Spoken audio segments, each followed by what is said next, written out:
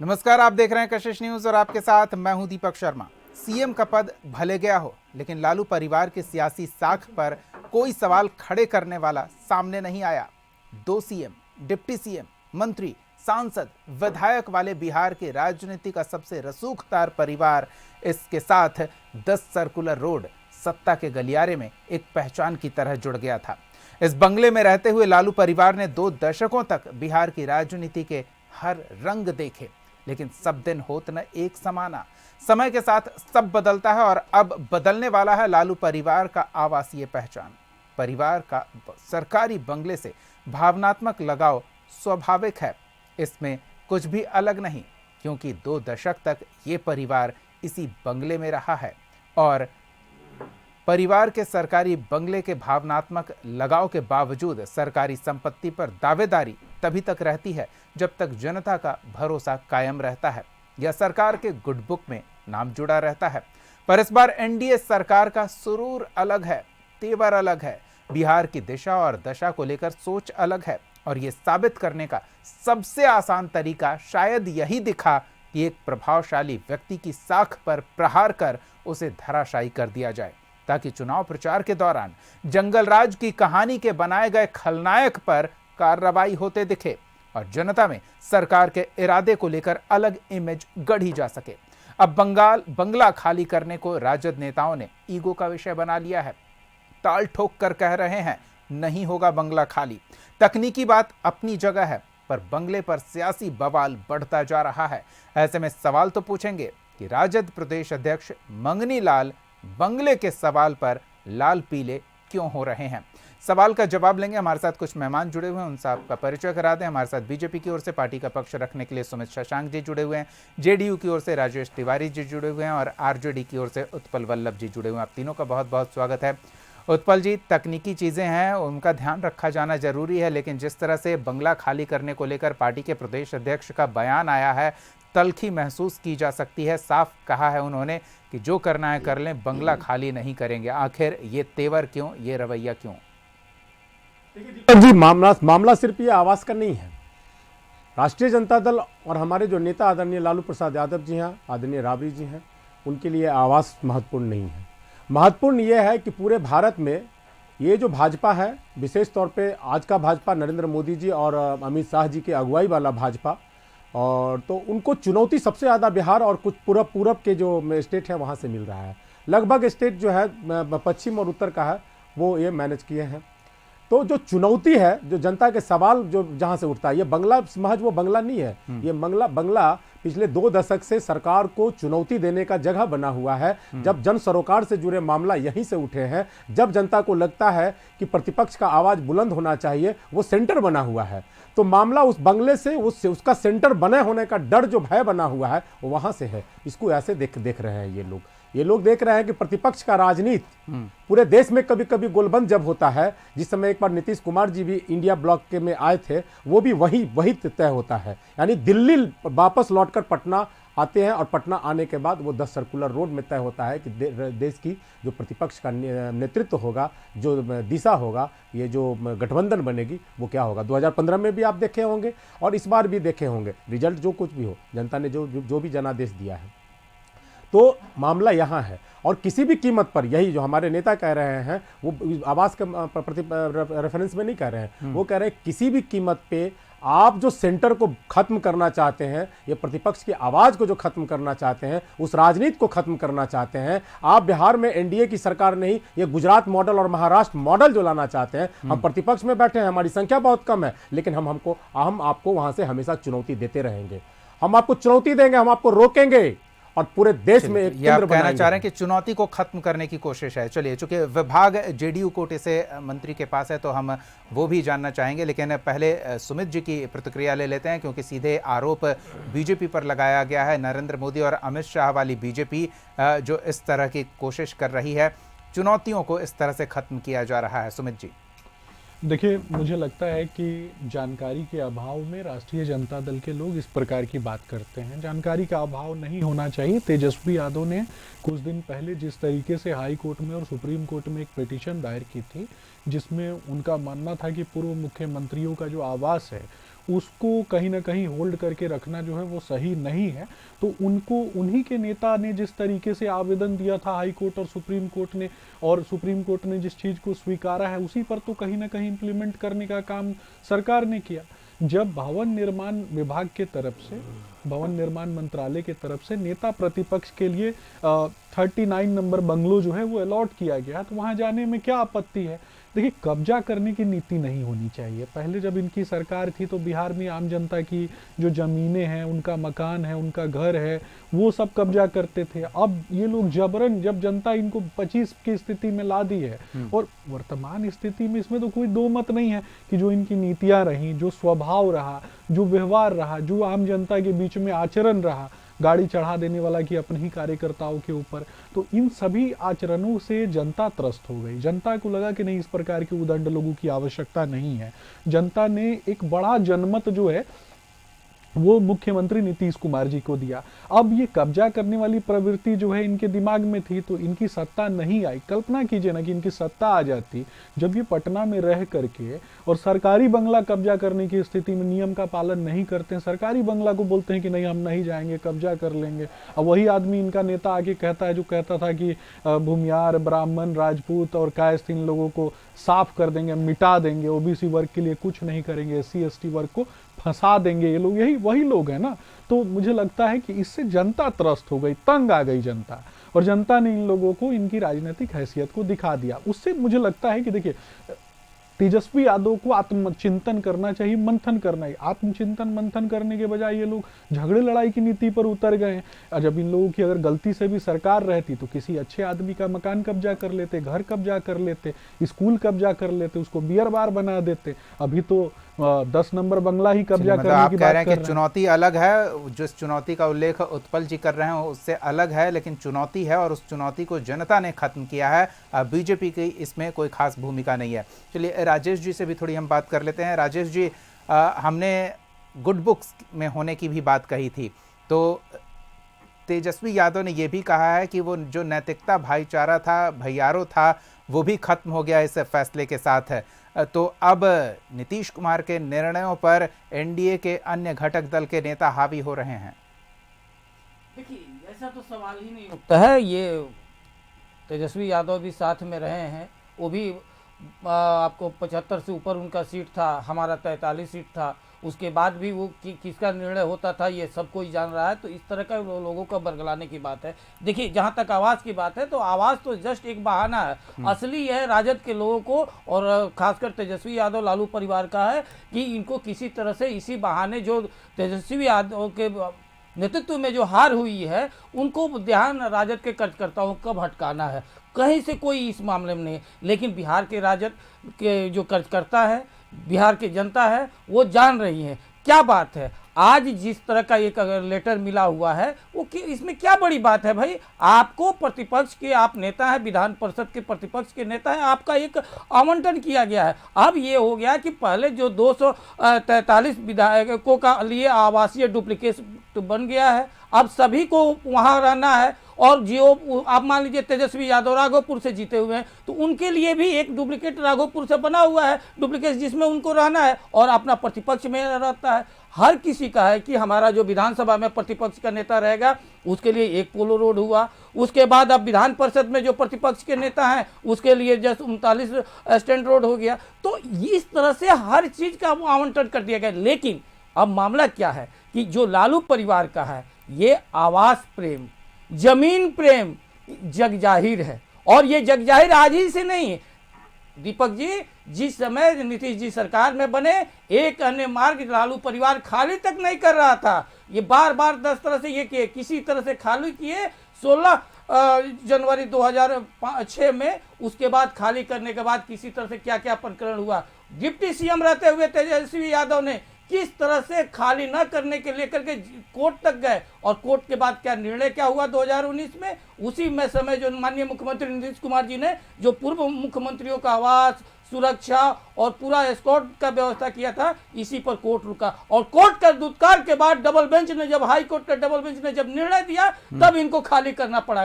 ये जग जाहिर है। अगर एक बात बताइए, आपका यही पद्धति है ना, आप तो राज परिवार हैं, आप तो युवराज हैं कि जिस पर हम उंगली रख देंगे वो हमारा है।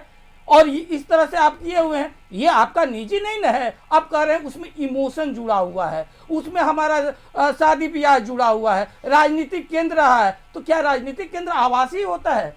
आवास तो नहीं होता है। कहीं भी आवास है कोई, जो आज जिस मंत्री का है, बहुत सारे मंत्री अब खाली कर दिए जो हट गए हैं, बहुत विधायक सब खाली कर देंगे, सबका आवास जुड़ा हुआ है।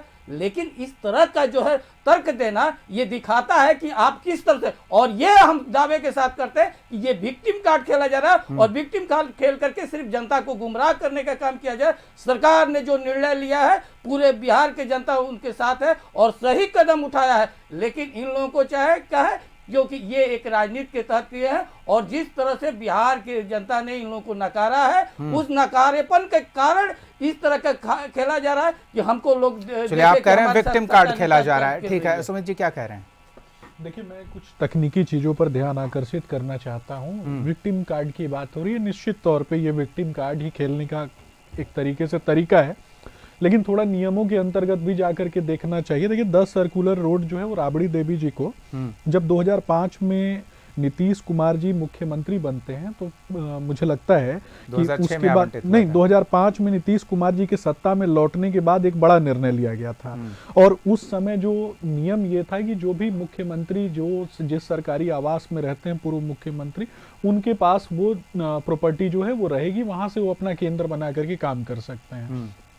लेकिन उसके बाद तेजस्वी यादव जी का आगमन होता है और वो मुख्यमंत्री बनते हैं, और उस दौरान उन्होंने लगातार, मुझे लगता है कि इस तरीके की चीज़ें उठाना प्रारंभ किया। और मुझे लगता है कि जिस तरीके से वो सुप्रीम कोर्ट में गए, हाई कोर्ट में गए, तो उस पर उनको भी देखना चाहिए ना कि जो चीज़ें वो लोग कर रहे थे, और उस समय उन्होंने नहीं सोचा कि इस नियम से कौन प्रभावित होगा। इस नियम से तो सब लोग प्रभावित होते हैं। और मुझे लगता है कि भावनाएं जो है वो जनता के साथ होनी चाहिए। जनता ने जगह दिया है, जनता ने आपको जगह दिया है, तभी आप किसी बड़े बंगले में रह रहे हैं और वहां से जनता के कार्यों का निष्पादन करते होंगे। जनता ने जब दिया था तब दिया था, लेकिन सरकार ने भी कुछ सहूलियतें दी थी, तो अब सरकार उन सहूलियतों को छीन रही है, इस तरह की बात सामने आ रही है। देखिए दीपक जी, यही तो बोलते हैं ना, परसेप्शन की लड़ाई यही है। मैं कहता हूं कि सरकार क्यों छीनेगी किसी भी व्यक्ति से? जब आप एलिजिबल नहीं होंगे तो सरकार उन चीजों से आपको दूसरी जगह पे ले जाके शिफ्ट करेगी। नहीं, ऐसा थोड़ी कि आज के लिए एलिजिबल नहीं रहे वो। दीपक जी, नेता प्रतिपक्ष के लिए जो बिल्डिंग अलॉटेड है, जो आवास अलॉटेड है भवन निर्माण विभाग की तरफ से, उसका नाम है 39 बंगलो। तो 39 बंगलों में जाने में क्या दिक्कत है? आपके लिए भावनात्मक लगाव 10 सर्कुलर रोड हो सकता है, आपने बेटी का विवाह किया होगा, वहां पे नाती पोते हुए होंगे, तो बाकी और भी लोगों के तो नाती पोते और विवाह जो है उनके घरों से हुआ। उस बंगले में किस आधार पे रह रहे हैं? नहीं, वही तो मैं आपको बता रहा हूँ, दीपक जी। आधार क्या है ये समझना है, मैं वही बता रहा हूँ। प्रत्येक अधिकारी जो कहीं ना कहीं किसी न किसी बंगलों में रहता है, प्रत्येक अधिकारी जो किसी आवास में रहता है, प्रत्येक व्यक्ति की भावनाएं उसके साथ जुड़ी हुई होती हैं।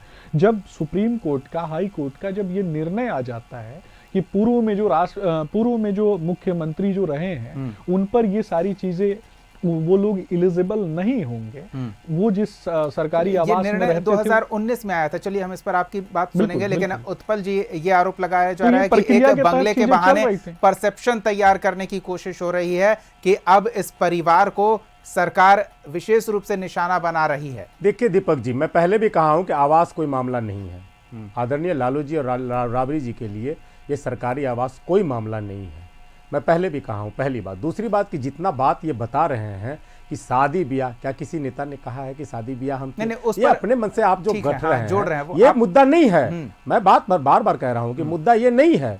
मुद्दा यहाँ ये है कि ये जो प्रतिपक्ष का नेता है, प्रतिपक्ष का जो राजनीति है, जो इसको चुनौती देने वाला है, उत्तर भारत या पूरे भारत में सबसे ज्यादा बिहार से जो चुनौती मिलने वाला है, उस चुनौती से डरते हैं। दूसरी बात मैं कह रहा हूं, उसी पर तो सुमित जी ने कहा कि यही परसेप्शन तो आप तैयार करने वाले हैं, चुनौती कुछ रही नहीं, जनता ने उस चुनौती को ही खत्म कर दिया। सुनिए ना, दूसरी बात कर रहा हूं, इतना पाठ जो हमें पढ़ा रहे हैं, क्या हमारे नेता ने कहा है, लालू प्रसाद यादव जी, राबड़ी देवी, कि मैं आवास नहीं खाली करूंगा? ऐसा तो उन्होंने नहीं कहा है।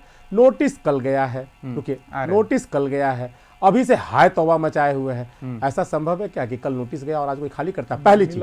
दूसरी चीज, सुनिए ना सर, दूसरी चीज मैं कहता हूं कि इनसे ये भी पूछना चाहिए कि किस हैसियत से यहाँ पे ये सीतामढ़ी का सांसद का आवास है, किस हैसियत से यहाँ पे जीतन राम मांझी जी का आवास है, संजय झा क्या है सरकार में जो उनका आवास इस तरह का मिला हुआ है, ऐसे दर्जनों उदाहरण है।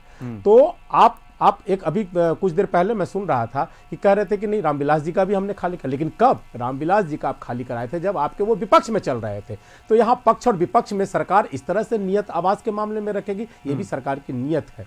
तो आप इन बातों को देखें, हमने आवास का राजनीति नहीं, हम तो कह रहे हैं कि ये जो बाप कहे थे कि 2022 तक हम सभी आवासहीन व्यक्तियों को पक्के आवास दे देंगे, हमारी लड़ाई वहां है, हमारी ये सरकारी आवास की लड़ाई नहीं है। लेकिन इस लड़ाई को मजबूती वहां से मिल रहा है, वो केंद्र बिंदु बन रहा है, इससे डरकर आप ये काम कर रहे हैं, मामला यहां है। मैं ये कह रहा हूं। राजेश जी क्या कह रहे हैं? देखिए सबसे बड़ी बात क्या है कि अगर आप उदाहरण अभी जो राजद प्रवक्ता जी उदाहरण दे रहे हैं कि ये लोग सीतामढ़ी के सांसद किस में रह रहे हैं, संजय झा जी किस रहे हैं, आपको जीतन राम मांझी, पहली बात तो जीतन राम मांझी जी विधायक हैं, पूर्व मुख्यमंत्री रहे हैं, उनके लिए उनको मिला हुआ है। और इसमें क्या बात है बोल दीजिए। अगर आप हाँ बोलिए। लालू जी चारों सदन के मेंबर रहे हैं भैया, तो उनको कौन चीज मिला हुआ? और जिस जीतन राम मांझी जी जिस जीतन राम मांझी जी जिस लेन में रहते हैं, आज ये बताइए कि उसी में तेज प्रताप को मिला हुआ था कि नहीं? तेज प्रताप जी कह रहे हैं, इसीलिए कम से। और दूसरी बात हम ये पूछना चाहते हैं आपसे कि उन लोगों को तो जीता आपका सबको मिला हुआ है, आपके जो प्रतिपक्ष के नेता युवराज हैं उनको एक पोलो रोड मिला हुआ है ना? एक पोलो रोड में युवराज कौन है? युवराज का मतलब क्या होता है? युवराज का क्या मतलब होता है? समझाइए। युवराज का मतलब आप देख लीजिए कि राजा बोला रात है, रानी बोली रात है, मंत्री बोला रात है, संतरी बोला रात है, सुबह सुबह। क्योंकि जिस तरह से आप लोग जो है कुतर्क कर रहे हैं, यही राजा का युवराज का आदेश है। आज बताइए पोलो रोड में आज दूसरे की ये बात कर रहे हैं, हम पूछते हैं और दावे के साथ करते हैं, बताइए आप प्रवक्ता है कि पोलो रोड एक नंबर प्रतिपक्ष के नेता का आवंटन है।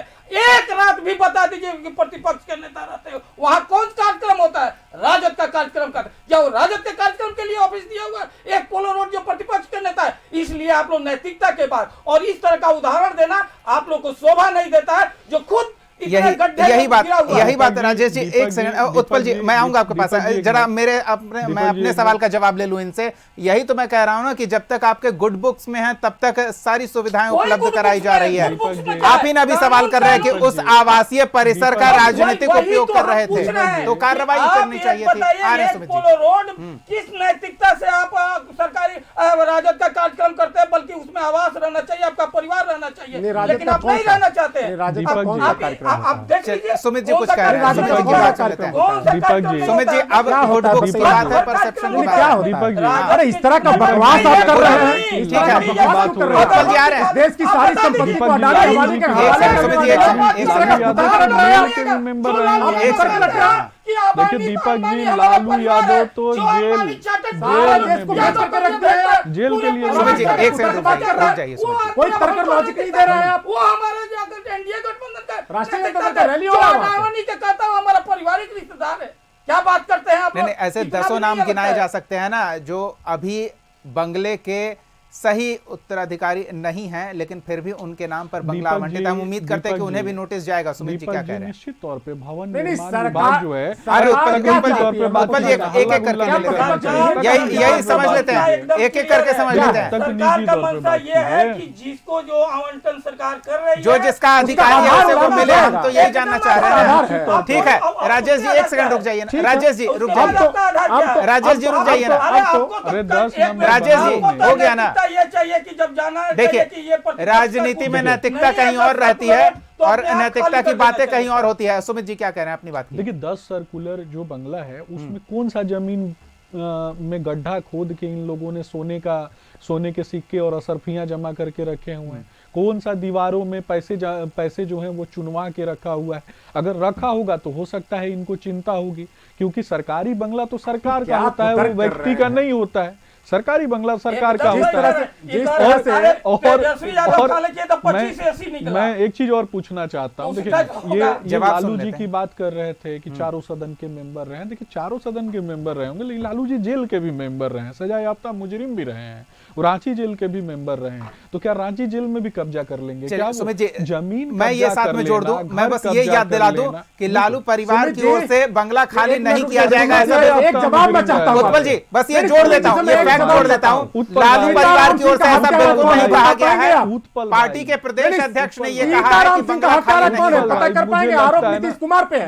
उत्पल जी बंगले पर बात मुझे करते हैं। हत्यारा कौन है? कोर्ट कहा है कि ये गलती से नाम जुड़ा, कोर्ट को भी ये लोग नहीं अरे मानते हैं गलती से भाई। नीतीश अरे कुमार का नाम भैया जुड़ा ना। कोर्ट से अरे आपका मैं तो तो कोर्ट का मानता सजा नहीं, है। कोर्ट का- पूरा भाई परिवार है। साहब। आप कोर्ट का सम्मान कोर्ट में पर किया। काम सम्मान कर रहे हैं। राजेश जी, को पर नाम हटा दिया। राजेश जी, हटाया जमीन कि का नहीं? और दूसरे हत्या दिशा में किसने जाएं। किया? आप ये 20 साल में आप खोज पाए? यही नहीं, 20 साल में हत्या किसने ये किया? कहावत है ना, पर उपदेश कुटिल 20 साल से जांच चल रहा है। यही आपकी ठीक है, नैतिकता है। राजेश 20 जी, साल तक जब एक मुख्यमंत्री पे सेकंड, हत्या का आरोप है लोग- और हत्यारा बता नहीं पा रहा है। देखिए, देखिए ये छवि बंगले में रहिए ना, पूरे बिहार के लोग बंगले में जानते हैं। रहिए, पूरे सड़क बिहार पर के नहीं लोग जाइए। जानते हैं। एक सवाल और मैं पूछना चाहता हूँ। एक सेकंड, बिल्कुल उत्पल जी का सवाल सुन लेते हैं।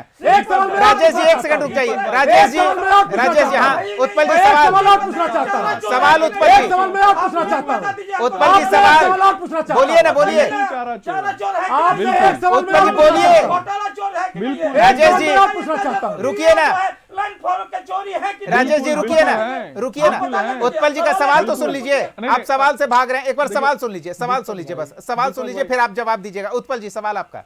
सवाल यह है कि सीताराम सिंह पे सीताराम सिंह का भाई, ये हत्या तो का आरोप कुतर्क है। नीतीश कुमार जी पे लगा। अरे रुक जाओ। चलिए, हम बंगले में रहे ना, रुक जाइए ना। एक बार बंगले में रह लेते हैं ना। सवाल यह है कि सीताराम सिंह का हत्या उत्पल जी, नीतीश कुमार ने किया, ये आरोप है। अपराध पर जब बात लेकिन होगी कोर्ट तो हम ने- उस पर विशेष अरे भाई चर्चा आप ही की बात मैं कर रहा हूँ, मैं आप ही की बात कर रहा हूँ, आप ही की बात कर रहा हूँ। कोर्ट ने कहा कि नीतीश कुमार जी का नाम नीतीश कुमार जी का नाम हाँ, गलती से जुड़ा। सुमित जी, मैं ठीक माना है, कि कोर्ट ने कहा आपका कि सवाल आ गया। गलती से- उत्पल जी, आपका सवाल आ गया। हत्यारा कौन है? जी, सुमित जी कोर्ट की बताइए। जिम्मेवारी है। और सरकार क्या करेगी? मैं मानता हूँ हत्यारा कौन है? यही छवि प्रबंधन है, यही आपका देखिए, सुस्ता है। आवाज यही आवाज आपका किसी की छवि स्पष्ट नहीं जा रही दूसरा है। सवाल मैं आपसे करना उत्पल जी, चाहता हूं। मैं आपसे आवाज- दूसरा सवाल करना चाहता उत्पल जी, हूं। मैं दूसरा सवाल आपसे करना चाहता हूं। आवाज नहीं आप जा रही बताइए, है। बालिका गृह की हत्या, बालिका गृह की वो बच्चियां जो उत्पल घायल जी, हो गई। आवाज स्पष्ट नहीं जा रही है। आप खोज राजेश जी, लालू प्रसाद रुक जाइए ना। बलात्कार रुक जाइए, रुक जाइए, रुक जाइए। लालू यादव पंचायती करते थे। लालू यादव हाँ सुमित जी, बताइए अपने चचेरा भाई का दीपक एक जी। सेकंड हो गया। राजेश जी, बात आ दीपक गई, जी, बात आ गई, दीपक पूरी आ जी, गई। जल्दी से, दीपक जल्दी जी से। बस एक 10 सेकंड में खत्म नहीं नहीं कर आप दूंगा। बोले देखिए, आप जब हम बोल रहे हैं तो हल्ला करवाइए। लालू प्रसाद ये 10 सवाल सेकंड में जायज खत्म सवाल कर है, दूंगा, बिहार फिर का आप बंगले से बोलिएगा ना। बंगले से जुड़ा बात, लालू बंगले प्रसाद से यादव जुड़ा मामला मोटरसाइकिल है। चोरी का पंचायती 10 सर्कुलर रोड में करते थे, उनकी यादें जुड़ी होंगी। कब? 10 सर्कुलर आप बताइए। रोड में दीपक जी, कब? गाड़ी चोरी का दीपक जी, पंचायती कब? करते थे, उनकी यादें जुड़ी अरे होंगी। कब? एक दलित महिला अरे के उसी बलात्कार का कैबिनेट में- उसी पंचायती कैबिनेट उन्होंने में किया विजेंद्र था, यादव थे। उनकी उसी यादें कैबिनेट में जुड़ी रही ये होंगी। अशोक तो चौधरी लालू थे। यादव उसी मतलब क्या कैबिनेट में अलकतरा अशोक चोर, चौधरी चारा के पिताजी चोर, थे। बकरी उसी चोर, उसी यही कैबिनेट ना में भाई। ये बिहार के लोगों का भय का भूसा चोर। संहार कराने उसी वाला भाई साहब, नरसंहार कराने वाला आदमी जो है बोलता है इसे। चलिए देखिए, बिहार के दर्जनों अब मंत्री जो बात हैं, इतना तो साफ है कि इस बंगले को लेकर बवाल पड़ने वाला है। वही लोग ये साइकिल चोरी से करवाते थे। प्रवक्ता झूठ के बोले तो चलिए ठीक है, इस बंगले के अंदर बहुत कुछ है और धीरे धीरे निकल कर सामने आएगा। मंत्री उसी कैबिनेट में- बहुत बहुत बहुत बहुत धन्यवाद। हो गया राजेश जी, हो गया ये बता दीजिए सुमित जी, हो गया राजेश जी, हो गया। समय नहीं है, समय नहीं है, समय जल्दी से। ये बताइए तेजस्वी यादव कौन ऐसा रोजगार किए हैं, कौन ऐसा धंधा। चलिए हम बंगले की बात नहीं, बंगले की बात हो रही है ना, हम बंगले पर ही केंद्रित रहे तो ज्यादा बढ़िया है। ठीक है, बहुत बहुत धन्यवाद, बहुत बहुत धन्यवाद सुमित शशांक जी, राजेश तिवारी जी और उत्पल वल्लभ जी, बहुत बहुत धन्यवाद अपना समय देने के लिए, इस चर्चा में शामिल होने के लिए। बात बंगले से शुरू हुई और कहां कहां नहीं पहुंच गई, ये स्वाभाविक सी बात है क्योंकि सियासत इसी तरह से आगे अपना रंग रूप दिखाते रहती है। अब देखने वाली बात है कि ये बंगले का बवाल आगे क्या रंग लेता है। हम आपको अपडेट देते रहेंगे। अगले एपिसोड में एक और सवाल के साथ फिर मौजूद रहेंगे। तब तक के लिए देखते रहिए कशिश न्यूज।